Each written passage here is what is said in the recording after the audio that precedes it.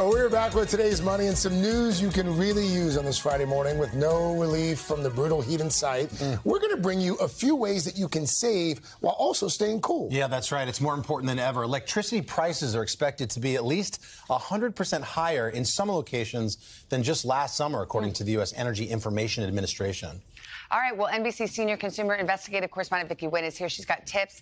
These temps keep rising. Vicky, there's no relief in sight, and the bill can get real expensive if you happen to have AC. What are some tips to save? Good morning. I know it's really tempting when the temperatures go up. We want to turn our thermostats down, but every degree is $1. Think of it that way. So if you can just raise your thermostat a little bit, Consumer Report says every degree you raise it, you save 3% on your bill. A smart thermostat could help. 7-8 hours when you're at work. Bump that temperature up. You'll save a lot. You'll see it in your bill. I just want to say, Craig, we're saving so much money in this studio.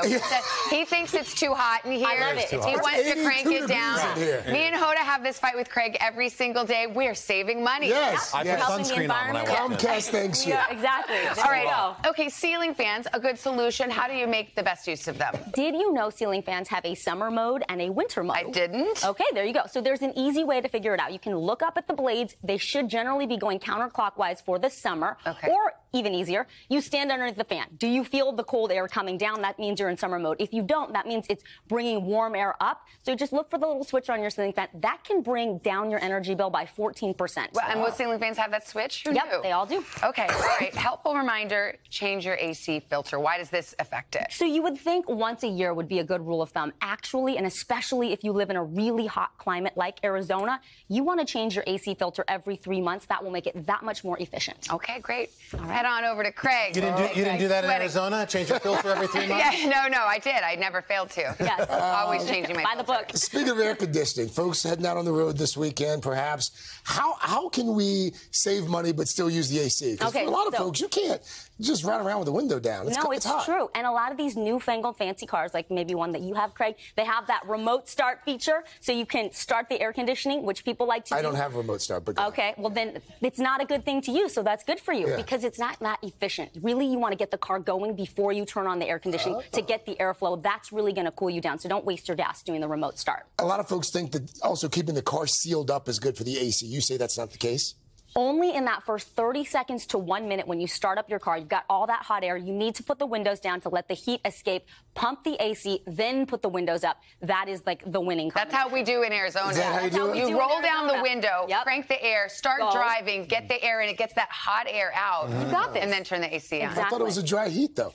I do have one of those autos like start-stop things in my car. Okay, yeah. When you come up to a stoplight. Are those good or bad for fuel efficiency? So they're great for fuel efficiency, and a lot of cars have them these days. But what it does is it also turns off your air conditioning, your cooling unit every time it starts and stops. So if you are in a hot climate where you're going in start and stop traffic, you may want to turn that feature off. Actually, Consumer Reports even recommends that you do. I've actually never tried that, so I'm curious for folks if it works. Do they feel like it's better for their car? It will use more gas because your car will constantly be running. I didn't know that. Yeah? You don't like the feature, huh? I hate the feature. Oh, okay.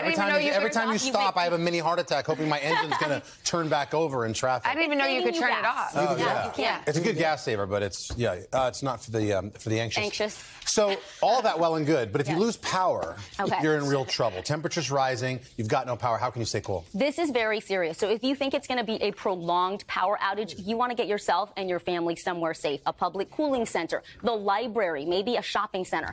If it's not going to be that serious, then make sure you close your blinds. It's so simple, Carson, but in the summer, through the glass, you're getting 85% of the sun's solar energy. If you just put the blinds down or close the curtains, that goes down to 5%. So it makes a real difference in keeping your house cool. So if you're in your house and it's dark, what else can you do to stay cool? Okay, so number one, hydration. And people are always like, how much water should I be drinking? Mayo Clinic says 8 glasses is a good start, 64 ounces, but men need more water than women. And if you're more active, you sweat more, then you'll also need to adjust your water intake. The other thing, take a cool shower. It doesn't have to be an ice bath, but just a cool shower in the dark keeps everybody cool. But Vic, you got to eat. And everybody knows you don't want to go into a hot kitchen and start cooking. So what do you do then? What do they say, Carson? If you can't stand the heat? Get out the kitchen. Exactly. And that's what people should be doing right now. You don't want to be turning on the oven. You don't want to be turning on the stove.